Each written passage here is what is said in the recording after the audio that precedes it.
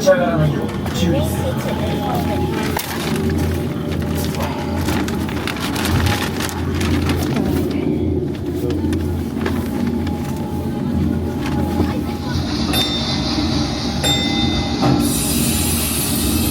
ハッチおよび空気砲密閉完了。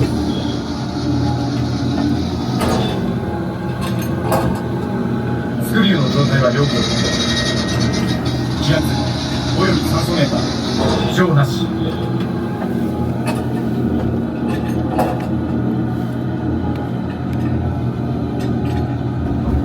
潜水艇防御装置作動テスト。準備完了。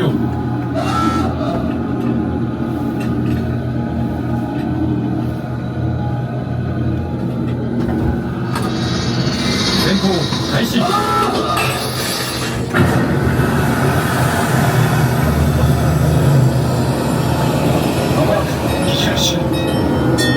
全システム正常に可能。これより潜水艇の遠隔操作を開始する。シグンクルーの諸君、こちらはネドラ。荘厳な海底の世界にようこそ。神秘に満ちたこの海には高度な進化を遂げた知的生命体が存在するかもしれない。諸君の任務はその謎を解き明かすことだ。マニュアルサーチライト点灯準備完了。よろしい。潜水艇の諸君、サーチライトは手元のレバーで操作できる。細心の注意を払って探索に当たってくれたまえ。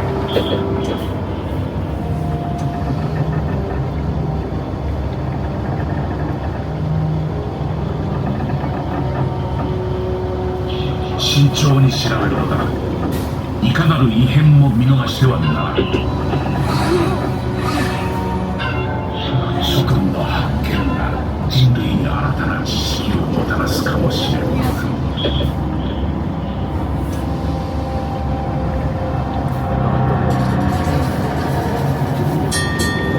まもなく限界進路です。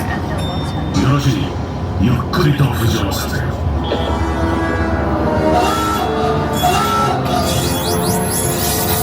船長、潜水艇防御装置が作動しました。このままでは潜水艇が危険です。何かに襲われているに違いない。全速力で通過させるのだ。掴まれているようです。動きません。電圧を上げて撃退しろ。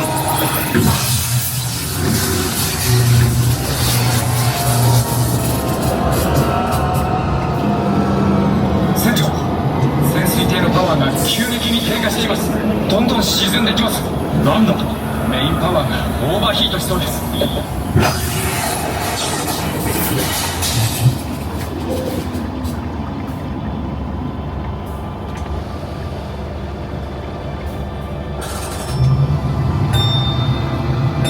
船長、バックアップに切り替わりました。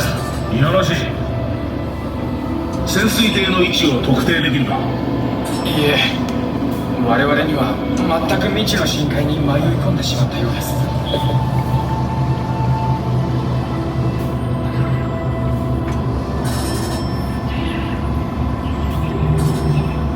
船長、バックアップのパワーが低下しています。酸素レベルも危険な状態です。エネルギーの消費を最小限に抑えろ。了解。潜水艇を浮上させる方法を急いで探すのだ。何としてもシガンクルーを救わねばならん。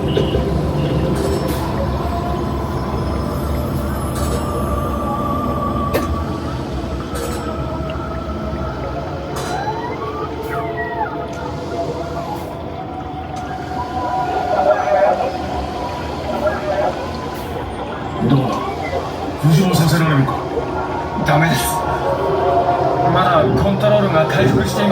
せん。無事に帰還した。しかし海には未だ解明されない多くの謎が眠っている。我々の研究と探検に終わりはないのだ。諸君が再びこの未知なる海へと帰ってくるのを待っている。